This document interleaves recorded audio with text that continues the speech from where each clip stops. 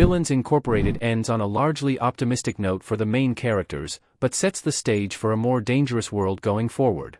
The film follows Beatrix and her friends/fellow henchmen Harold and Clay as they navigate a world of superheroes and supervillains. Their efforts are complicated by the death of their boss, which sets Beatrix off on a more committed approach to becoming a villain in her own right. While the film leans more into comedy than drama, the plot of Villains Incorporated does push the heroes down some surprisingly dark paths.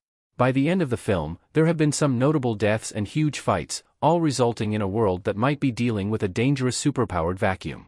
The nominal heroes of the film escape the chaos largely unscathed and united in their friendship, but the plot also quietly sets up a far more dangerous future for them going forward. Here's how the ending of Villains Incorporated changes Beatrix and sets up a potential sequel. Does Beatrix become a true supervillain in Villains Incorporated?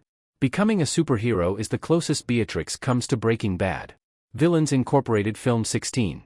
Villains Incorporated largely focuses on Beatrix and her efforts to become an official supervillain, building to her decision in the finale to remain an undecided wildcard for the sake of her friends. Beatrix's efforts to become a fully licensed villain almost get her killed early in the film, but spur her to falsify her success to her friends.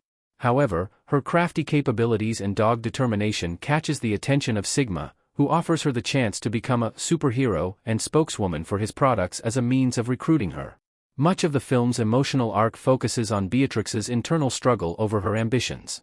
Beatrix is shown fighting against the standard rules of her world, but is tempted to join the establishment when the opportunity presents itself. Although she briefly gives in and becomes a hero sponsor for Justice Juice, Beatrix's decision to help her friends ultimately makes up for her prior lies and establishes the group. The ultimate theme of the film for Beatrix highlights how she needs others in her life to feel genuinely happy, even if it means sacrificing her larger goals and ambitions for success. How does the world of Villains Incorporated reflect real life? The world of Villains Incorporated is surprisingly bleak. Villains Incorporated Film 3. The world of Villains Incorporated initially seems to be a silly take on the real world. However, the film steadily reveals that the development of superpowers and the continued political success of Richard Nixon resulted in a world where crime and danger have become increasingly powerful. In the world of Villains Incorporated, the sale of superpowered drugs has become a major epidemic on the streets. All of these newfound superpowered drugs are funneled through the powerful corporations that develop them.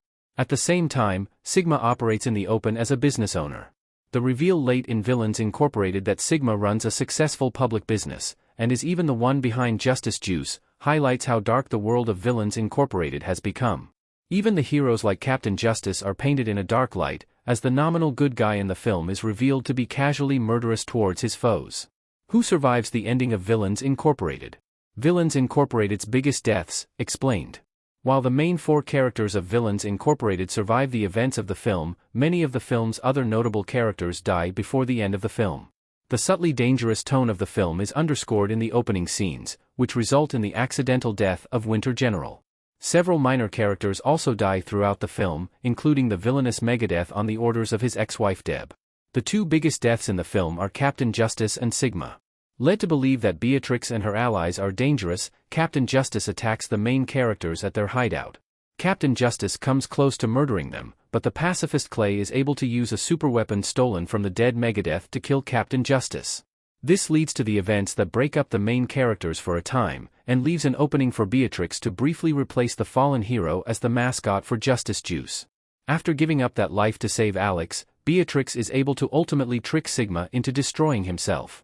This leaves a clear power vacuum in the world of Villains Incorporated, but one the film doesn't really focus on in the climax.